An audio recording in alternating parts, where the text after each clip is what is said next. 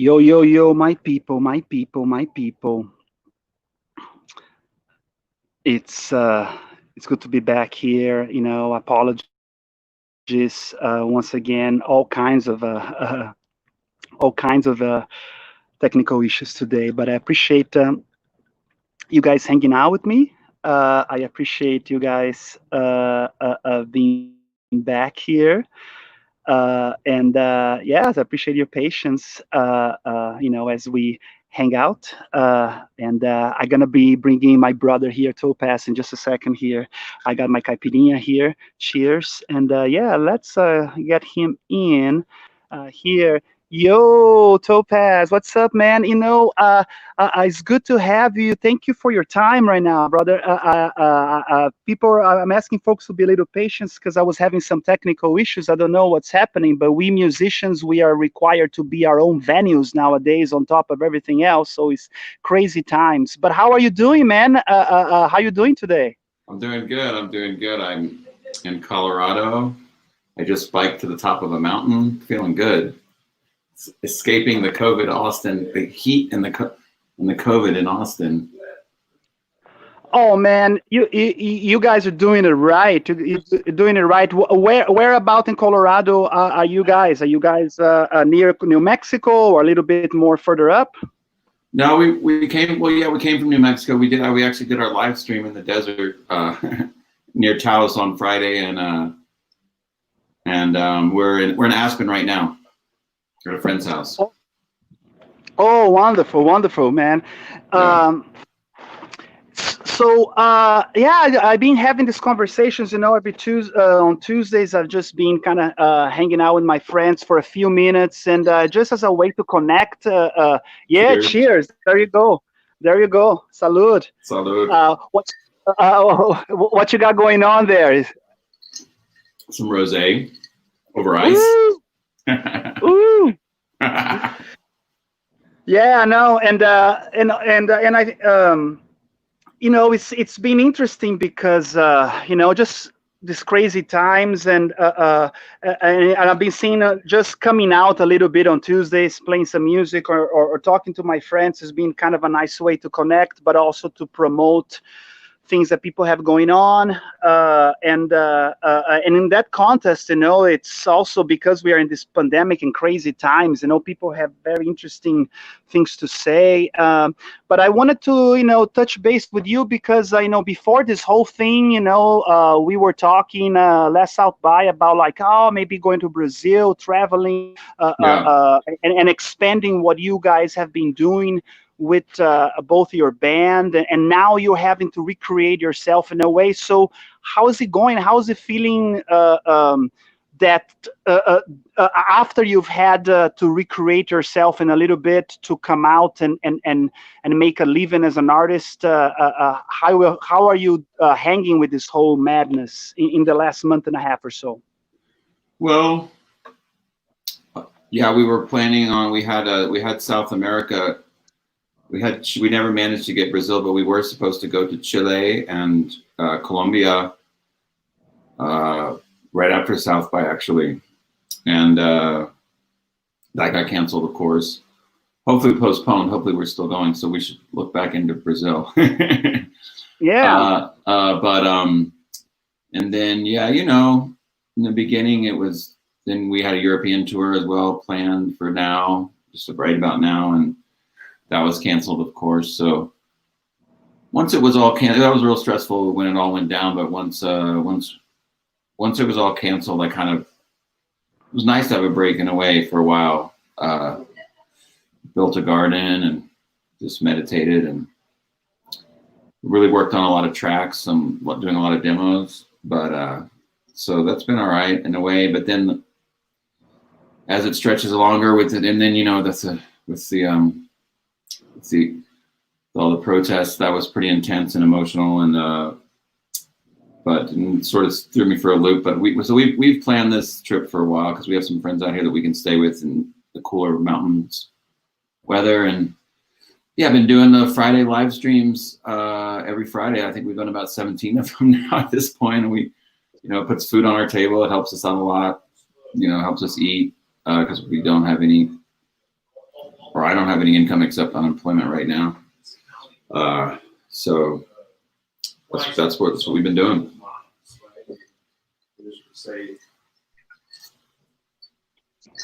Yeah, no, I was looking into y'all's channels, you know, and stuff, and I was like, oh, you know, look at this, you know, this stream of streams, right? Yeah. And I had a lot of someday I'm going to delete all those. Yeah, but you know, I understand, especially as artists, we get self-conscious. But you know, it was so nice. I was tuning in the other day when you guys, I don't know, you guys, I guess, were in New Mexico. I thought that maybe you were in Marfa, and that light, that radiation light behind you guys, and that was a nice session. I really enjoyed your selection too. Thanks. So talking about selection, man, let's talk a little bit about music. I know that in these interviews, you know, you get asked all the same question, but here it goes again. You know, from the source, Topaz, what was for you like in terms of musical source for you, in terms of influential times or people? How did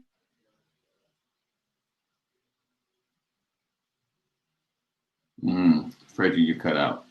Several years, or was that like just like awakening like lightning? How did it come for you? They're like, hey, I'm gonna be a musician and I'm gonna play the saxophone. I mean, you play many things, but you know what I'm saying. Sorry, you cut out for a little bit, but I think I caught the question. You mean like when did I first have the concept to want to play music? Basically, yeah. I don't know. I think, well, I was around a lot of music. My mom always was a huge fan of music. She didn't always play like she does now. She got going a little later in life, but my stepfather was always playing around the house. My dad played as well. I don't have much memory of that, but my dad was in a band called Cold Sun, one of the first Austin psych bands. And oh, cool. Yeah. So I was around it a lot, and always around a lot of great music thanks to my mom and my dad, and then my stepfather. Yeah, you know, I think they were listening to a lot of like Bitches Brew and Live Evil and shit when I was a kid. But then when I was really young, I don't remember. But then when I got older, what I remember is my stepfather, he built instruments and played the oud. And so he was really into Middle Eastern music. So anyways, I was around music a lot, and I think I used to just sort of make up songs in my head. I think that was my first memory of like wanting to be a musician. I remember lying in bed and just making up these songs in my head and these pieces and stuff in my head. And so I think I started, and then for some reason I was drawn to the violin first, and I started on the violin. And oh, I didn't know that. Yeah. And then my mom used to take me down to 6th Street. After a little while, I was studying violin. Violin's freaking hard. But I played violin from like 7 years old or something. And then around 3rd grade, I think, 3rd or 4th grade, my mom started taking me down to 6th Street because she got really into the saxophone player who was playing down there, Kirk Whalum. And she would take me down there, and I was like, oh man, I want to play saxophone. So I started playing sax, and I was fortunate. I had a great teacher too. He's still around in Austin, Alex Dormont. He plays everything. He plays because he was teaching me violin, but he also plays saxophone and bass. He's a really great musician, local musician. And so yeah, that's how I got into the saxophone. And then she would make me practice, and then certain points I started actually playing down on 6th Street when I was a kid, like with my case open, busking. Oh man, that's true history here, because I had no idea that you have a connection to. I mean, it's not surprising, but you have a connection to the older Austin psychedelic scene through people in your family, and then you know, just this, you know, the continuum. You know, it's kind of interesting to see that. I think I remember when I first came to Austin was probably around the time that you started playing on the streets or something. Not that I saw you, but I kind of remember that, you know, there was definitely more of that vibe. I don't know. Yeah. There were actual hippies among us. They're still out there. They are. Man, and then of course after that you start to playing with other people and cutting your teeth in different bands. I think when I came to meet you was I met you through Alex. I think you used to host a jams on Thursdays at some venue, and that was a nice. It was a kind of curating community. It's interesting because I see I see your trajectory through all of these years, but like there is this element of curating a community as music kind of bringing people together. So, would you, do you remember those days, and what is that experience of curating communities through music? Yeah, so I left Austin. I went to New York for about 10 years, or I was in DC and New York. I was gone for about 15 years, and did have a band in New York, and I was touring up there. And then when I moved back, I restarted kind of the similar project that I had been doing up there under the same name. And yeah, we did a Thursday night thing, and yeah, it was, I guess, yeah, always even before in different projects, it's always been somewhat loose and organic in terms of the community, like you're saying. Often, sometimes in the beginning in high school, I guess my band was all improv. It was just, we wouldn't even write songs. It was all improv. But yeah, so when I moved back here, I was looking to start the band. So I just kind of started a night, and we would have different guys come through. We had sort of a core of people, but yeah, it was nice to just create a night and a vibe. And that really introduced me to so many people in Austin. That first thing I think we started that at Velvet Spade, which is now Mohawk. Or we also did it, but we also did it at Tombaleo. So I don't know which one was first. Maybe Tombaleo was first. Yeah, it's been a hot minute. Yeah. And then after that came maybe a few years Modphonic, and you guys in a different outlet than GDA, but you guys traveling touring. There's a beautiful record. I have it. Was that in Modphonic, when it comes to composition and your songwriting, did that band was that an experience that added to what you had done in New York, or was it something completely different? I think when I left New York, I initially I left because I wanted to switch up what I was doing, and I specifically was interested maybe in doing some more singing and just expanding my instrument palette, because the saxophone can be a little bit. There's only so much you can do with the saxophone in a way, unless you're John Coltrane, or you're just like a master jazz player. But so I was interested in.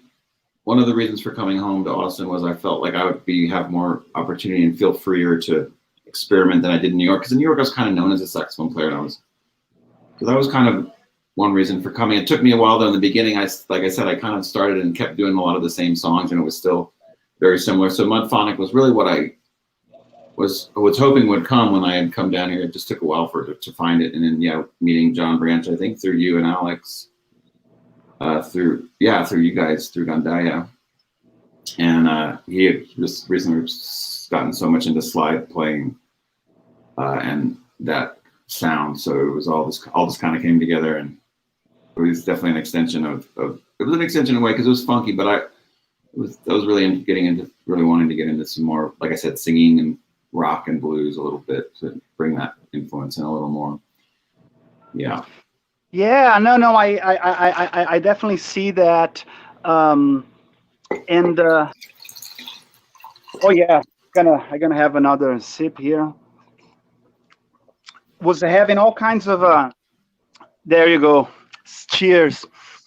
Yeah, earlier I don't know what it is, if it is my interface or what, but I was for 2 or 3 days I did testings and everything was fine, and bro, the live stream is, so you cut out again. Talking about that. So but it goes into my thing that I wanted to touch, which is just improvisation, rolling with the flow.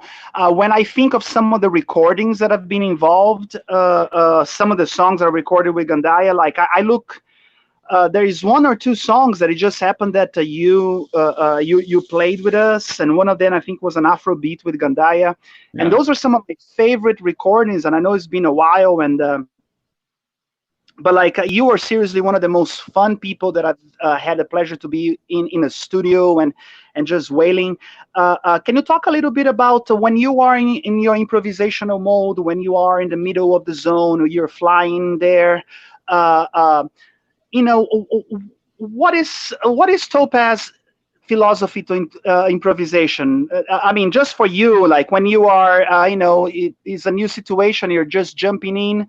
Do you have one or two guidelines for yourself that you're like, oh, as long as I do these two things, I'm okay, baby? Or how does your mind and the electricity work in your brain a little bit? I know it's hard to talk with words, but yeah. Um, how do you improv, dude? And what's your guide to improv when you think to yourself? It's a good question. I like that question. Never been asked it in that way. That's great. Let me see if I can answer it. I mean, and with words is hard, so it may not be easy with words. So I understand that. Yeah, I mean, I think the most important thing was getting the foundation. Like I try to improv on keys because I play keys with Golden Dawn, and it's so much more challenging than sax. It's like when you have the versatility of the language, you don't have to think about it and it just flows. But that's one thing. Like the first step was just first step is just figuring out what key it's in and and having the technique. But are you still there? Well, I wonder if I'm still live. Am I still out there? I'm here. Okay. So, but yeah, for me, I think it's not, I think people that don't play music can relate to it, and that it's not that different from the feeling of listening to music, that joy and that freedom and that release that you might feel, or that joy that you might feel when you're listening to music. It's kind of the same thing as playing it. You're just channeling that joy and that freedom and tapping into the source of whatever that joy is, whatever that is for you. I don't know the answer of what that is, but whether it's what kind of a higher power it is or who it is that's we're tapping into, but it's there. Everybody feels it, and everybody feels it hopefully on a daily basis, if not on a weekly basis. I felt it today zooming down the mountain. It's just that feeling of pure freedom and joy. But we're so fortunate as human beings to have the ability to have that feeling, and it's just tapping into that for the improvisation.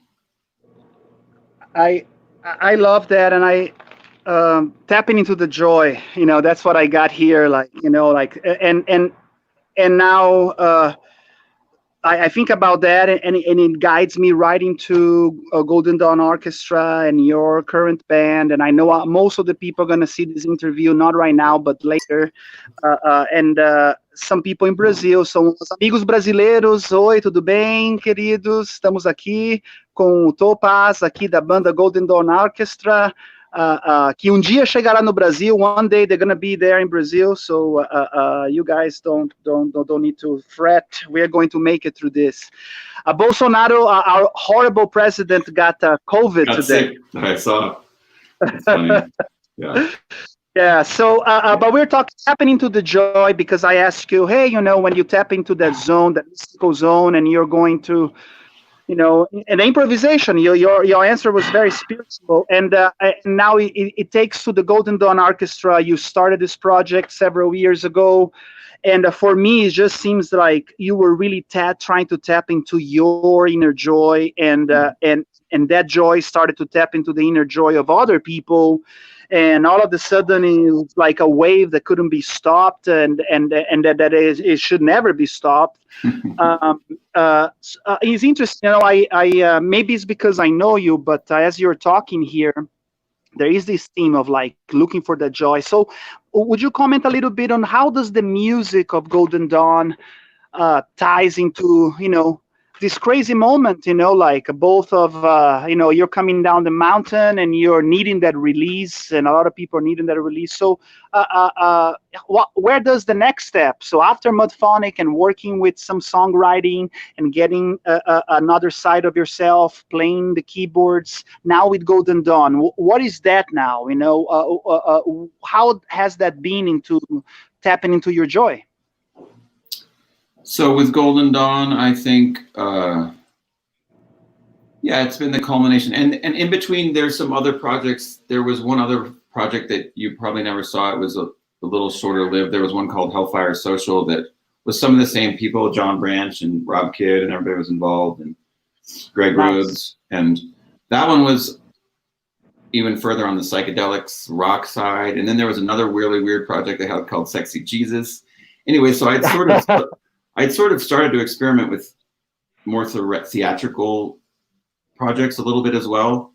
And I think with Golden Dawn, I definitely finally found the right thing for me. But it mostly started because we had started Sahara, and when Sahara started, I was there a lot, working really hard, doing all the bartending a lot and fixing it up and all that stuff. So that had really taken over my life at the time. And then kind of had planned on it being sort of what I was going to do. But then I needed a release. So I did start Golden Dawn almost as just for fun almost, which I often think that's one reason why it maybe has done so well. There was no real agenda. It was just an outlet for joy, for creativity and everything, and joy, and just doing something really ridiculous in a way. So yeah, it all culminated with having sort of experienced with some more theatrical stuff and learning more vocals and songwriting. And I always wanted, I've always been influenced by Selah and Sun Ra, and I've always been just fascinated by having these big bands with dancers and costumes, and that's just been something that I've always loved. And I think with this band, for sure, we're just a big happy mess of joy, hopefully. No.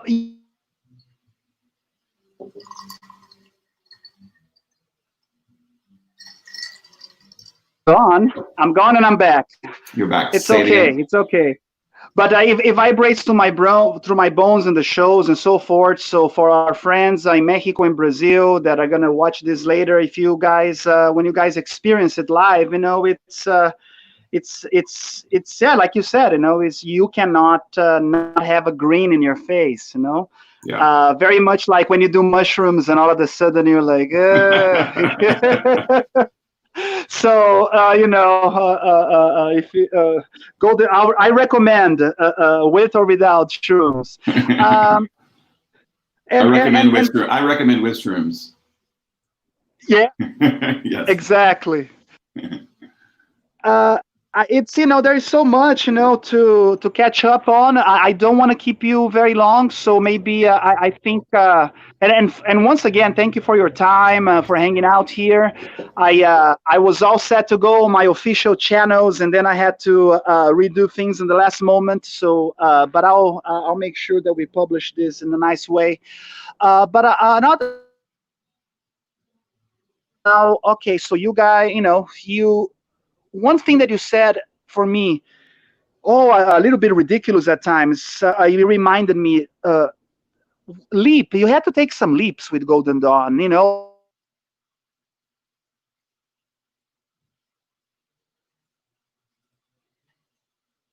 Just get to the other side, and you have to keep. I know that we are not in the golden land yet, but yeah. Or did you feel like there were some leaps that you had to take, some voices you had to leave behind to jump to the full vision of what Golden Dawn is? Once again, I cut out a couple times, but I think I understand the question.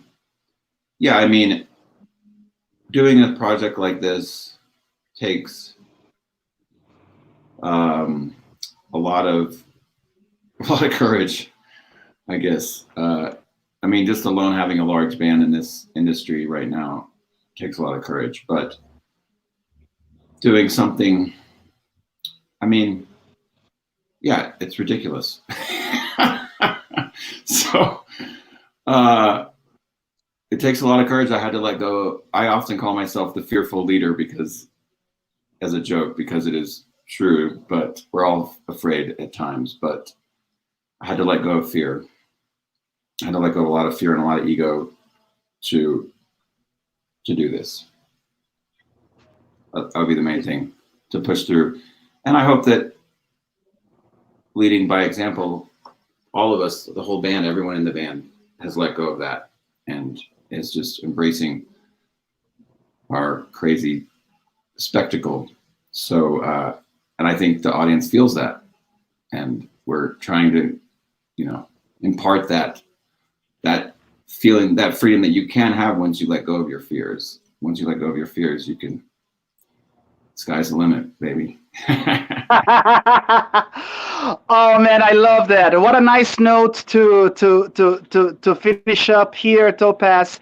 I want to, when I publish this later on my YouTube and my website, I'm gonna leave the links to where people can jump into your live streams. When Cool. are you still doing that right now, or are you taking a break? Talk to us a little bit about, because we know that because of COVID, we cannot see the band live. So talk to us a little bit of what we are doing right now, and then I'm gonna help to amplify that. Cool. Yeah. So we've been doing, me and my partner Rose have been doing it from in the beginning. It was just me and her when we really weren't seeing anybody, but then the dancers have joined in, and now we're on the road, and I brought my PA. We did last Friday. Our intention is to do this Friday. But the PA still in Taos, so we have to make it back to Taos in order to make that happen. So I'm not 100% about this Friday, but actually the one after that, I think the one after that will actually be in Marfa. So that'll be really cool. We'll be in Marfa for the one after that. This Friday, hopefully we'll be back in Taos. I'll post on our Facebook about it if we're doing it or not. We could also move it to Saturday this week, but we're trying to make it happen. But we're on the road, and we needed some more room in our car, so we left the PA behind. But yeah, we're, like I said, the donations have been helping us put food on the table, helping us with the dancers now involved as well, getting them the donations, and trying to raise some money for. We've been trying to raise a little money for hopefully thinking about doing a Kickstarter, because, like I said, I have demoed a lot of songs and it's time to record them. So. Sure. Hopefully I'll have a Kickstarter maybe soon. And some people have just been sending us money as we've been announcing it on the live stream that we're starting to raise money. And some people have just been people have been really generous and really loving and helpful. It's been awesome. So thanks to all the fans for that. It's been really great. And thank you for spreading the word, Reggie. No, it's it's a little bit, but every little bit helps, so that's what it's about. And that's what I'm doing on Tuesday, just having this 20-30 minute conversation with friends, and they tell me what they're doing, and people are making a sale here, a sale there, but it's beyond that. I get to get a good time. Yeah, dude, I love it. I love your show. Except I lost you again. Cheers. Cheers so much. Enjoy yourself. I'm going to publish all your links. And folks in Brazil and Mexico, this has been Topaz with the Golden Dawn Arkestra. Un abraço. Até mais. Take care. Cheers, baby. Thank you. Ciao.